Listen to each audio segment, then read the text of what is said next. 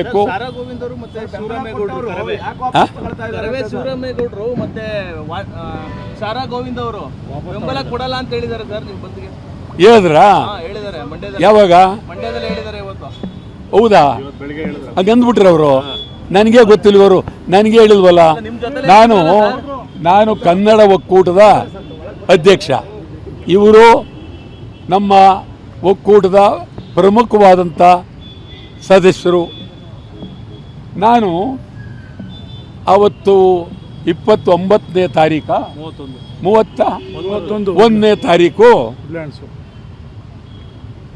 ಬೆಂಗಳೂರಿನ ವುಡ್ಲ್ಯಾಂಡ್ಸ್ ಹೋಟೆಲ್ನಲ್ಲಿ ಸಭೆ ಕರೆದು ಇವರೆಲ್ಲರೂ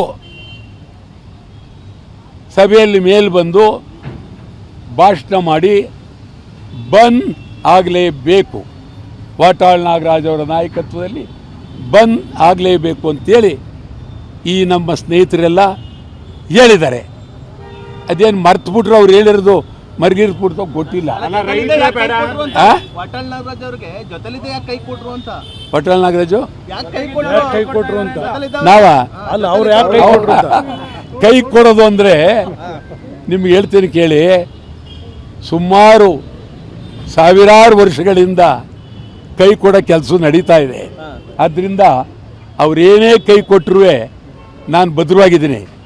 ನಾನು ಸುಮಾರು 65 ವರ್ಷದ ಮೇಲೆ ಕನ್ನಡ ಯಾವ ಅಧಿಕಾರ ಬೇಡ, ಏನು ಬೇಡ ಅಂಥೇಳಿ ಕನ್ನಡವನ್ನು ಕೂಗಿದ್ದೇನೆ, ಕನ್ನಡಕ್ಕಾಗಿ ಹೋರಾಟ ಮಾಡಿದ್ದೇನೆ.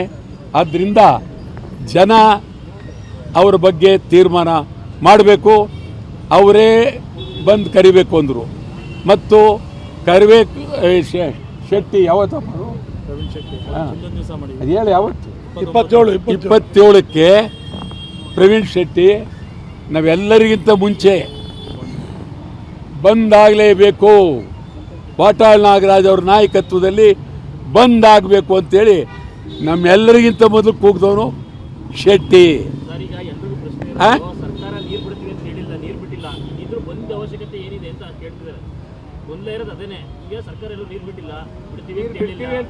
ಸರ್ಕಾರ ನೀರು ಬಿಟ್ಟಿಲ್ಲ.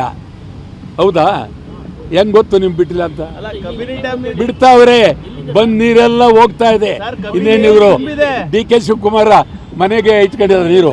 ಕಬಿನಿ ಡ್ಯಾಮ್ ತುಂಬಿದೆ, ಅದಕ್ಕೆ ಹೋಗುತ್ತೆ ನೀರು, ಹಿಡಿದಿಟ್ಕೊಳಕ್ಕಾಗುತ್ತೆ ಅಂತ ಹೇಳ್ತಾರೆ. ನೋಡ್ರಿ, ಇದು ಒಂದೇನಾಗಿದೆ ಇವ್ರು ಮಾತಾಡೋದು ಅಂದರೆ, ಹೆರಿಗೆ ಆಸ್ಪತ್ರೆಯಲ್ಲಿ 9 ತಿಂಗಳು ತುಂಬಿ ಇನ್ನೇನೋ ಹೆರಿಗೆ ಆಗಬೇಕು.